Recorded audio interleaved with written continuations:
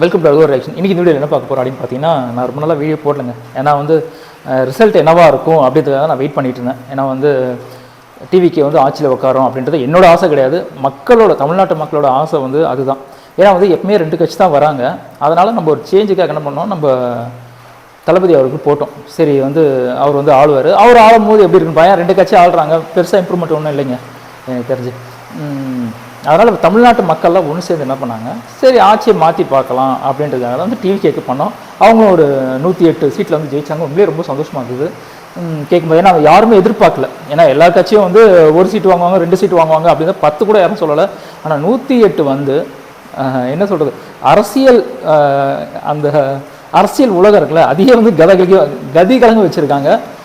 உண்மையிலே ரொம்ப சந்தோஷமான விஷயம். ஆனால் சந்தோஷத்துலேயே துக்கமான விஷயம் பார்த்தீங்கன்னா, இப்போ வரைக்கும் அவருக்கு மெஜாரிட்டி இல்லை அப்படின்னா. ஏன்னா 115 சீட்டு வேணும், இன்னும் 10 சீட்டு வேணும் அப்படின்னாங்க.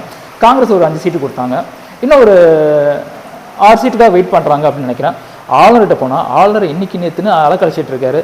ஆளுநரும் ஆட்சி அமைக்க கூப்பிடல. இதில் இன்னொரு விஷயம் பார்த்தீங்கன்னா, இவ்வளோ நாள் நடந்த விஷயம் தெரியும், நேற்று நடந்த விஷயம் என்ன அப்படின்னு நான் சொல்கிறேன். நான் என்னென்னா, ஆளுநர் என்ன சொல்லியிருக்காரு அப்படின்னு பார்த்தீங்கன்னா, மெஜாரிட்டியில் 113 எம்எல்ஏ வச்சு நீங்கள் எப்படி மெஜாரிட்டி காட்ட முடியும் அப்படின்னு இருக்காரு. இன்னொரு விஷயம் என்ன சொல்லியிருக்காரு அப்படின்னு பார்த்தீங்கன்னா, அவர் நம்ம தமிழிங்ஸில் சொல்ல ஆங்கில பேட்டியில் ஒன்று என்ன சொல்லியிருக்காரோ, அவர் திமுக ஏடிஎம்க 2 சேர்ந்து கூட்டணி அமைச்சு மெஜாரிட்டி காமிச்சா கூட நான் ஆட்சி அமைச்சிக்கலாம் அப்படின்னு சொல்கிறாராம் ஆளுநர். உண்மையிலேயே அந்த நாடு யாருக்கான நாடுன்னு உண்மையிலேயே எனக்கு புரியலைங்க. மக்களே இந்த 2 கட்சி வேணான்ற ஒரு காரணத்துக்காக தான் 3ஆக நாங்கள் ஒருத்தர் கூட்டு வரோம். திருப்படியும் 2 பேரும் சேர்ந்து மக்களை இவ்வளோ இத்தனை வருஷம் படுத்தின பாடு பத்தாதுன்ட்டு. ஏன்னா எம்ஜிஆர் ஜெயலலிதா அந்த அம்மாவோட காலத்தோட போச்சுங்க. மக்கள் சந்தோஷமாக இருந்தாங்க அப்படின்றது அவங்களோட ஆட்சியோட போச்சு. அதுக்கப்புறம் மக்கள் சந்தோஷமாக இல்லை. மக்களாக சரி வேற ஒரு கட்சி வரணும் அப்படின்ட்டு தான் நினச்சா, திருப்படி ஆகாது எங்களை தூக்கி அங்கேயே கூட்டு போய் விட்டா என்னங்க அர்த்தம்? ஆனால் உண்மையிலே டிவிக்கு அவங்கள உண்மையிலே பாராட்டினாங்க. என்ன விஷயம் பார்த்தீங்கன்னா, இவங்க இந்த மாதிரி பிளான் போட்டாங்க. அதாவது ஏடிஎம்கே டிஎம்கே சேர்ந்து கூட்டணி அமைச்சு நம்ம ஆட்சி அமைக்கலாம் அப்படின்னு பண்ணாங்க. ஆனால் டிவிக்கு ஒரு விஷயம் பண்ணியிருக்காங்க. என்ன அப்படின்னு பார்த்தீங்கன்னா, அந்த 108 எம்எல்ஏ எல்லாருமே ரிசைன் பண்ணுறேன் அப்படின்னு சொல்லியிருக்காங்க. ராஜினாமா பண்ணால் ஒரு சைடு என்ன சொல்கிறாங்கன்னா, ராஜினாமா பண்ணால் ரீஎலெக்ஷன் வைப்பாங்க அப்படின்னு சொல்கிறாங்க. இன்னொரு சைடு சில பேர் என்ன சொல்கிறாங்க அப்படின்னா, அந்த 108 பேர் ராஜினாமா பண்ணாங்கன்னா ரீஎலெக்ஷன்லாம் வைக்க மாட்டாங்க, 108 தொகுதிக்கு மட்டும் வைப்பாங்க அப்படின்னு சொல்கிறாங்க. ஆனால் உண்மையிலேயே எனக்கு தெரிஞ்சு இந்த தடையும் எலெக்ஷன் ஒழுங்காக நடக்கலைங்க. அதுதான் உண்மை. நான் யூடியூப் சேனல் வச்சுருக்கேன், நிறைய இடத்துக்கு நம்ம விவசாயிகள் சந்திக்கிறோம். ஆனால் எல்லா இடத்துலையும் ஏடிஎம்கேரும் டிஎம்கேரும் காசு கொடுத்தாங்க. ஏன்னா விவசாயிகள் நம்மகிட்ட சொல்கிறாங்க, காசு கொடுக்காது யாருன்னு பார்த்தோன்னா நம்ம டிவிக்கே மட்டும் தான் காசு கொடுக்கல, மற்ற டிஎம்கேயும் கொடுத்துருக்காங்க, ஏடிஎம்கே கொடுத்துருக்காங்க. ரீஎலெக்ஷன் வந்தால் உண்மையிலேயே நல்லாயிருக்கும். ஏன்னா ஓட்டு போடக்கூடாதுன்ற ஒரு காரணத்துக்காக நிறைய இடத்துல பஸ் விடல, அதுலேயே நிறைய ஓட்டு பர்சன்டேஜ் கம்மியாக இருக்குது. 108 வந்திருக்காங்க, கண்டிப்பாக நிறைய வந்திருக்கும். இது என்னோட கருத்து மட்டும் கிடையாது, மக்களோட கருத்து தான். இதுதான் மக்களோட கருத்தும் அதுதான். அதனால் யார் ஆட்சியில் உட்காருவாங்க அப்படின்றது தெரியல. மக்கள் எல்லாம் எதிர்பார்த்துருக்காங்க. அதாவது நானே அடிக்கடி ஃபோன் பார்க்க மாட்டேங்க.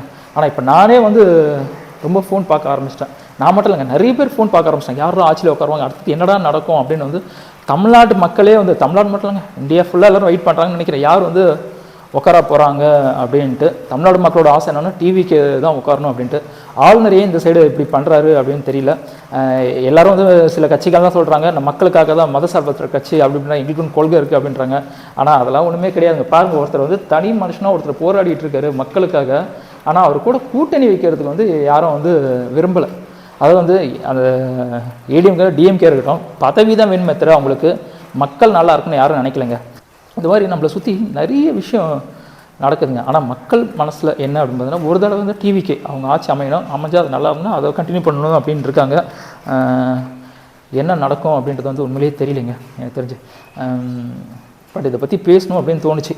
ஏன்னா இது முதலே சொன்ன என்னோட ஆசை கிடையாது, தமிழ்நாட்டு மக்களோட ஆசையை டிவிக்கு உட்காரணும் அப்படின்றது தான். கடவுளை வேண்டிப்போம். ஏன்னா நிறைய விஷயங்களை தாண்டி நிறைய பிரச்சனைகளை தாண்டி தான் டிவிக்கு இந்த இடம் வந்திருக்காங்க.